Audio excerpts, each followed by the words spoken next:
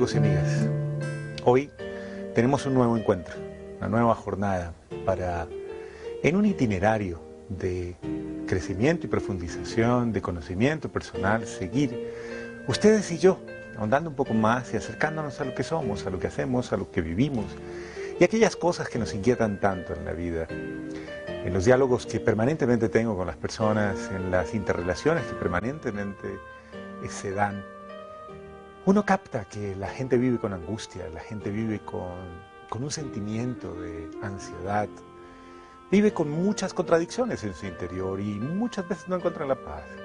Al contrario, uno los ve bajo el signo, podríamos decir, del sufrimiento, del dolor, bajo el signo de la tragedia muchas veces. Y lamentablemente estas situaciones terminan por opacar lo bello de las posibilidades, las condiciones, las esperanzas, todo. Yo diría que aún las situaciones más difíciles se convierten en una oportunidad aún las situaciones más complejas, las mismas enfermedades.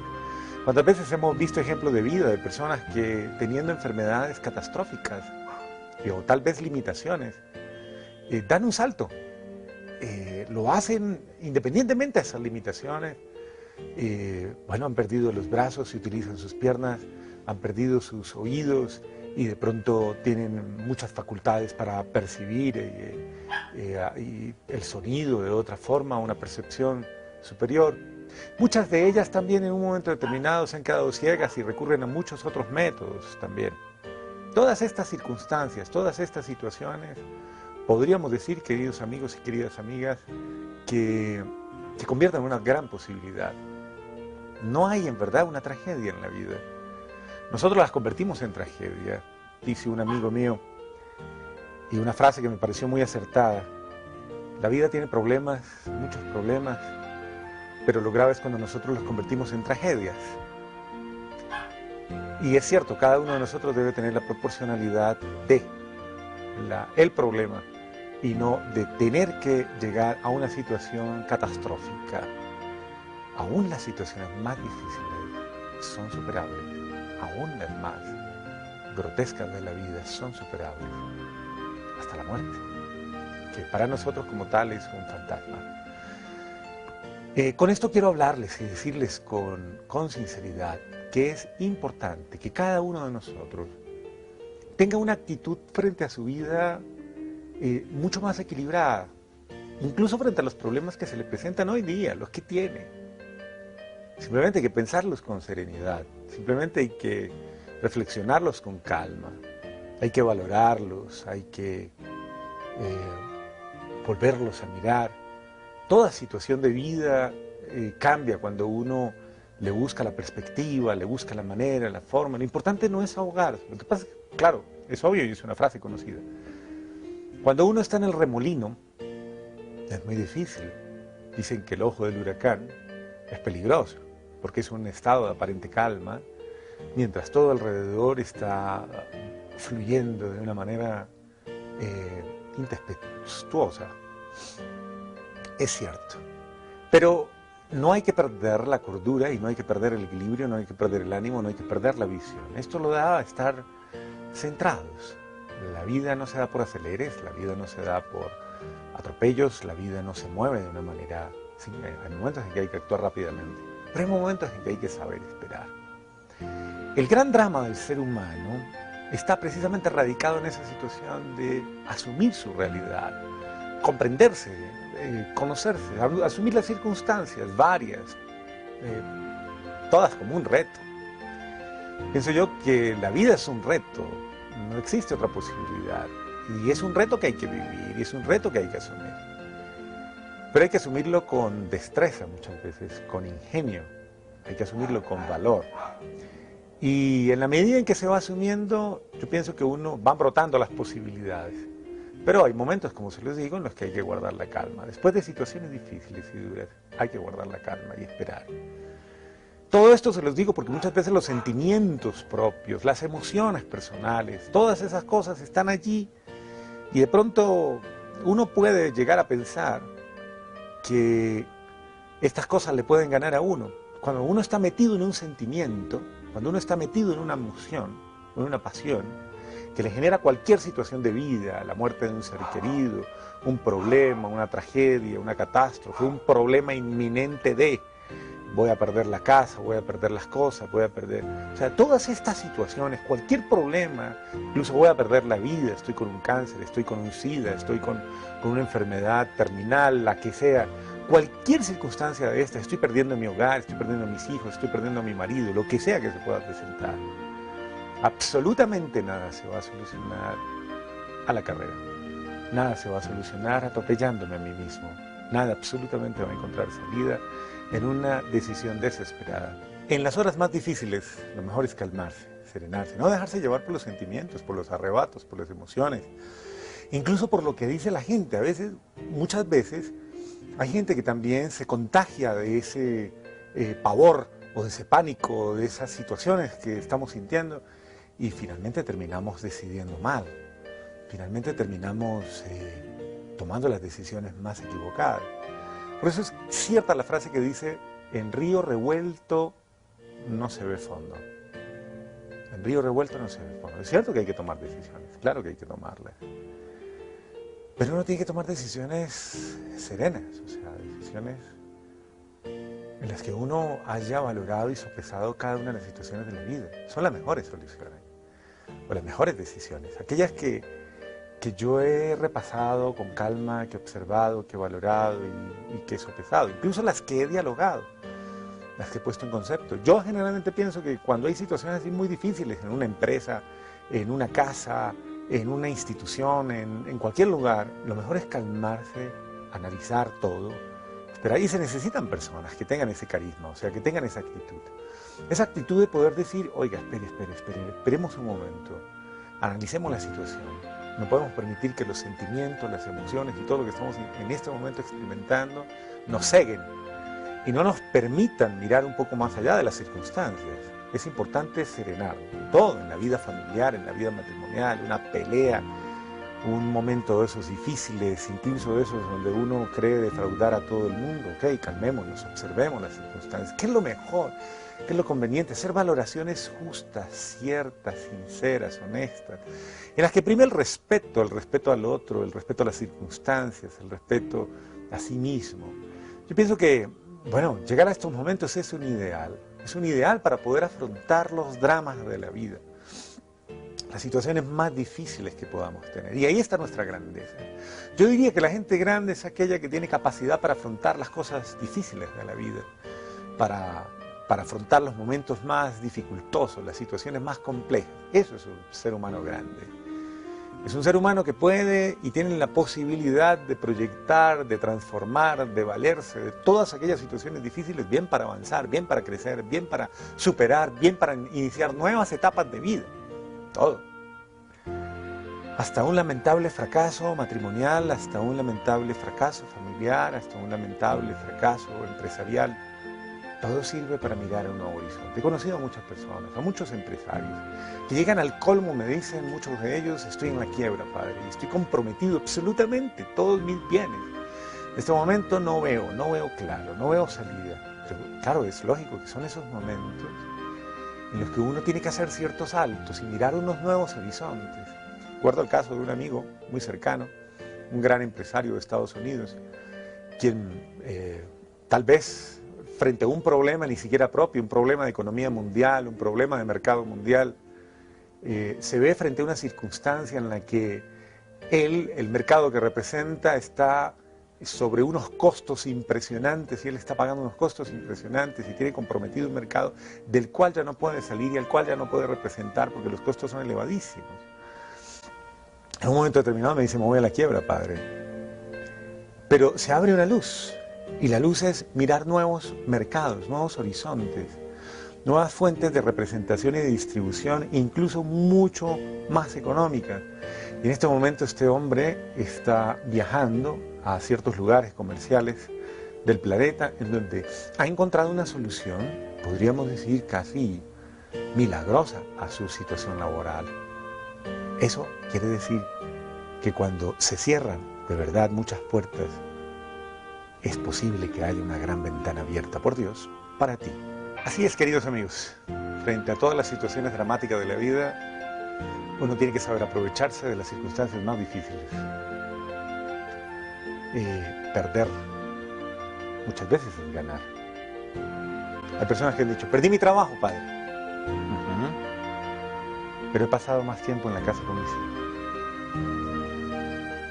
Y esto no lo había hecho hacía muchos años. Esto no tenía la posibilidad de hacerlo porque mi trabajo no me lo permitía. Igual, padre, no puedo tener hijos. Mi mujer y yo no podemos tener hijos. Pero tenemos una excelente relación. Hemos aprendido a amarnos, a cuidarnos mutuamente, a respetarnos, a ayudarnos. Y es la observación, ¿no?, de esas situaciones que uno podría decir, pero pobrecitos, ¿no? Es la mentalidad casi siempre nuestra, de pobretear a las personas que están en medio de una situación. No caería yo tampoco en la mentalidad que tienen los hindúes. Los hindúes dicen, ok, esa persona está pagando un karma. Sencillamente es algo que tiene que pagar para purificar su vida. Debe sufrir y porque... No, tampoco es esa mentalidad extremista en la cual nosotros pudiéramos caer descalificando el sufrimiento humano. No, porque nos volveríamos fríos, duros y tal vez caeríamos sobre la estructura muy respetable de una sociedad como la hindú, que lamentablemente observa el sufrimiento humano y lo considera normal y lógico como fruto de su cultura. Es muy respetable este aspecto cultural, pero el cristianismo no nos ha ayudado a ver eso, no nos ha enseñado a ver eso. Nos ha enseñado a ver otra situación humana. El sufrimiento es sufrimiento y como tal es muy duro. Y como dice una institución a la que conozco muy bien y que tratan de ayudar de una manera muy especial a las personas, que es el teléfono de la esperanza, como dicen ellos, el sufrimiento no tiene religión, no tiene color, no tiene ideología. El sufrimiento es humano. El ser humano que sufre es un ser digno de solidaridad, es un ser digno de compañía y en ese sentido de compasión, no de compasión dentro del sentido de la lástima. Está muy mal interpretada el sentido de la compasión. La compasión verdadera es aquella que apunta a padecer con el otro, es decir, a convertir en una experiencia de solidaridad de tal naturaleza que es decir, estamos juntos, yo te ayudo, tú no estás solo, no estás sola, estamos solidariamente unidos. Esta es como de las virtudes de la vida frente al dolor, frente a las circunstancias difíciles, frente al sufrimiento, frente a los dramas más complicados que la vida nos pueda proporcionar. Y muchas veces hay sufrimientos que son frutos, obviamente, de nuestras decisiones humanas. Los tenemos que asumir. Lo decidimos, tenemos que decir muchas veces. Yo lo decidí. ¿Ok? Si yo lo decidí, lo asumo. Personas, por ejemplo, que en un momento determinado tienen la circunstancia de tener que afrontar una situación de enfermedad por cáncer de pulmón, por haber fumado toda la vida cigarrillo. Yo lo decidí. Yo decidí fumar cigarrillo. Yo decidí. Yo tengo que asumir las consecuencias de ello. ¿Lo disfruté aparentemente? Sí, disfruté fumar cigarrillo, podrían decir muchos. Yo lo disfruté, ok. Pero tenía un alto costo, o sea, esto te cobraba vida y finalmente te mataba. Bueno, tienes que asumirlo. Hay cosas que en la vida uno tiene que saber que tienen su precio. Hay cosas que son muy favorables, pero que hay situaciones que en exceso pueden causar muchísimo daño. Otra situación, podríamos decirle, el comer, que es lo más natural de este mundo. Diariamente estamos disfrutando el placer de comer. Alguien me decía algún día, padre, es que es muy difícil dejar a uno algo que tiene que hacerlo todos los días. Todos los días tú debes comer y tú no vas a comer algo que te haga daño, o sea, algo que finalmente, no tanto que te haga daño, sino que te desagrade. Generalmente uno come porque le agrada, o sea, comer es agradable y es rico disfrutarlo. Uno come porque comer es rico. Bueno, muy bien. Y entonces las dietas muchas veces son difíciles porque, obviamente, tú te estás planteando frente a algo que es bueno. No es malo comer, no es malo disfrutar. Pero que en una determinada situación de vida se va a convertir en un factor o en un elemento tal vez de desestabilización o desequilibrio de mi organismo, porque todos los organismos no funcionan igual, no asimilan las grasas igual, no asimilan las harinas igual, o los carbohidratos, no asimilan las carnes igual, y bueno, lastimosamente entran tal vez en una situación de desestabilización. Y ahí es donde uno tiene que decir, ok, entonces, frente a esa situación, si voy a comer desaforadamente, yo debo entender, y lo quiero disfrutar en la vida. Mi padre normalmente decía esto, decía, yo no me voy a restringir. Y comía absolutamente de todo lo que comen los colombianos y que en otras circunstancias podríamos decir que comemos los latinoamericanos en nuestras circunstancias de vida, todas esas comiditas que traen mucha grasa, que traen mucha harina y todas estas cosas. Y las disfrutaba el dulce y todas estas riquezas y de manjares. Pero llegó un momento en el que su organismo ya no le dio la misma estabilidad, le dio una diabetes provocada, le evolucionó de una manera fuerte, le dio también una hipertensión, también provocada por los excesos, y finalmente murió de un aneurisma cerebral. Bueno, uno dice, pero todas estas cosas, los médicos me decían, su padre es una bomba de tiempo, murió a los 76 años, es una persona relativamente joven. Pero ¿cuál es el choque, obviamente? Es la consecuencia de cómo vivió. Disfrutó cada instante de su vida, no lo dudo. Tuvo pruebas en la vida, no lo dudo. Fue un hombre muy positivo, un hombre muy alegre, un hombre muy feliz. De hecho, acababa de almorzar cuando le dio el aneurisma cerebral. Había almorzado, se había sentado, había visto el noticiero con mi madre, estaban conversando, y en ese momento le sobrevino esto. Y bueno, son dramas de la vida, son problemas de la vida.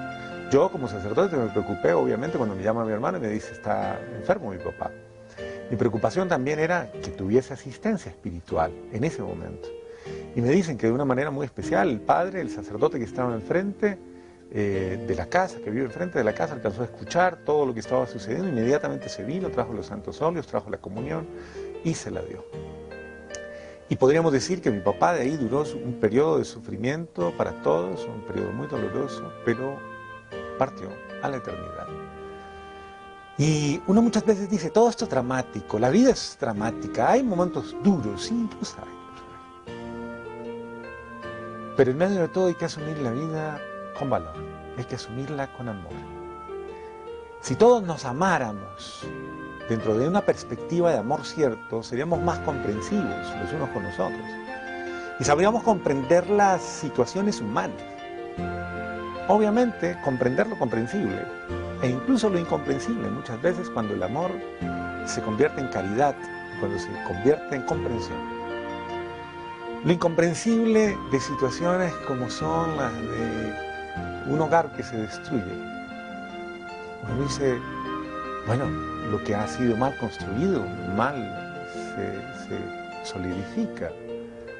En la gran mayoría de nulidades que existen, matrimoniales, uno indaga las causas y generalmente se da cuenta que estas personas fueron a la vida matrimonial en circunstancias de completa ignorancia, de completa superficialidad sobre lo que querían de la vida, completamente inmaduras.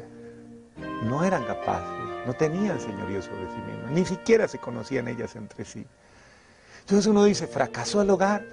Bueno, hay un libro que me llama la atención porque dice, matrimonios que nunca debieron haber nacido. Es cierto. Hay muchos hogares que nunca debieron constituirse. ¿Por qué? Porque no contaban con los elementos propios, porque no contaban con la verdad, el conocimiento verdadero, porque no contaban con las condiciones. Entonces, no es que el sufrimiento sea, no. Sufrimiento se elabora con decisiones, con circunstancias, con realidades. ¿Podemos evitar el sufrimiento? Obvio que lo podemos evitar. Pero para ello tenemos que ser conscientes de lo que hacemos día a día. Es importante, queridos amigos, cuando uno busca la causa del sufrimiento, obviamente, está vinculada al desamor. Pero el desamor es consecuencia de por eso lo decimos, desamor. Es la consecuencia de una desligación, desvinculación, de una ruptura. Hay una ruptura, es lo lógico. El sufrimiento parte de una situación de cambio, de una situación pero no de cambio muchas veces que favorezca, sino de un cambio que hace daño. Porque tenemos que asimilar que todo cambio genera sufrimiento, es lógico, todo cambio engendra una crisis, lo decía un gran filósofo. Todos los cambios generan crisis en la vida humana, es cierto. Pero muchos de esos cambios han sido introducidos a nuestra realidad por circunstancias directas, concretas, que apuntan frente a realidades que nosotros debemos comprender y analizar. Hay una situación que quiero señalar y que la Gaudium et Spes, este documento del Concilio Vaticano II, que es importante que reflexionemos, muchas veces está muy lejano de nosotros, en el número 13 lo va a explicar. Ella explica el pecado como una de las causas del sufrimiento, o más aún como la causa del sufrimiento. El pecado como ruptura con la armonía. Hay una lógica armonía en la creación, de la criatura y el creador, y esa armonía se puede romper por libertad propia. Es el criterio por el cual uno puede decir, ok, yo soy libre.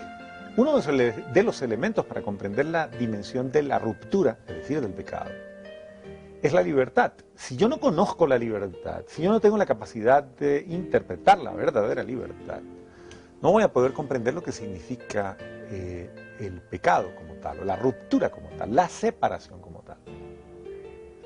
La ruptura es falta de armonía, es falta de estar en el entorno. Uno dice, ok, pero yo no puedo meterme en un ciclo en el que tenga que estar actuando obligatoriamente de esa manera. No cuando eso restringe mi libertad, no cuando eso aliena mi voluntad, no cuando eso me enferma. Pero cuando eso me realiza, ¿por qué no hacerlo? Es obvio. La libertad es más libertad cuando ella me favorece a mí, cuando va hacia mí y me hace bien, cuando me ayuda a que yo decida lo bueno para mí, lo mejor para mí. Pero cuando la libertad no va como fruto de una experiencia en la que yo verdaderamente estoy encontrando posibilidades muy favorables para mí, pues yo podría decir esa libertad se convierte en esclavitud.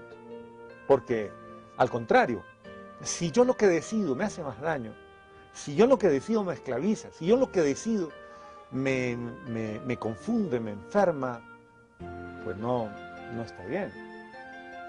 Finalmente lo que yo decida tiene que mostrar o tiene que revelar que efectivamente me hace bien a mí y a los míos.